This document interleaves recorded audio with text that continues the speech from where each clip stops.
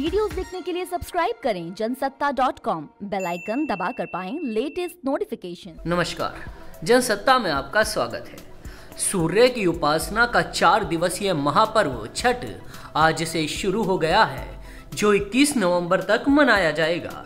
धार्मिक मान्यताओं के अनुसार छठी माता को सूर्य देवता की बहन माना जाता है।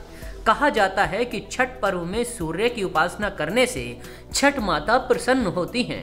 ये पूजा परिवार में सुख, शांति और संतान के सुखी जीवन के लिए की जाती है। इसके पीछे का महत्व बहुत खास है। चलिए आपको इसके पीछे की कथा सुनाते हैं। कथा के अनुसार प्रियव्रत नाम के एक राजा थे। उनकी पत्नी का नाम मालिनी था। दोनों की कोई संतान नहीं थी। इस बात से राजा और उसकी पत्नी बहुत दुखी रहते थे। उन्होंने एक दिन संतान प्राप्ति की इच्छा से महर्षि कश्यप द्वारा पुत्रेष्टि यज्ञ करवाया। इस यज्ञ के फलस्वरूप रानी गर्भवती हो गई।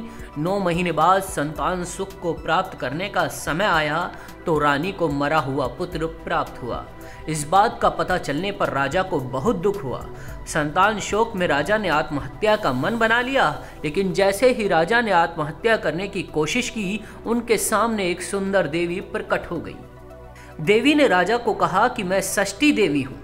मैं लोगों को पुत्र का सौभाग्य प्रदान करती हूँ। इसके अलावा जो सच्चे भाव से मेरी पूजा करता है, मैं उसके सभी प्रकार के मनोरथ को पूर्ण करती हूँ।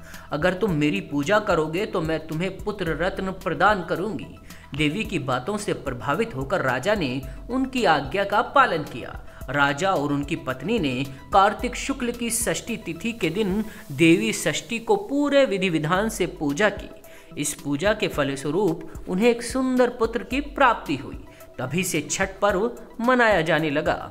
छठ व्रत के संदर्भ में एक दूसरी कथा के अनुसार जब पांडव अपना सारा राजपाट जुए में हार गए, तब द्रौपदी ने छठ व्रत रखा। इस व्रत के प्रभाव से उसकी मनोकामनाएं पूरी हुई और पांडवों को राजपाट वापस मिल गया। तो हर छोटी बड़ी खबर के लिए देखते रहिए जनसत्ता.com।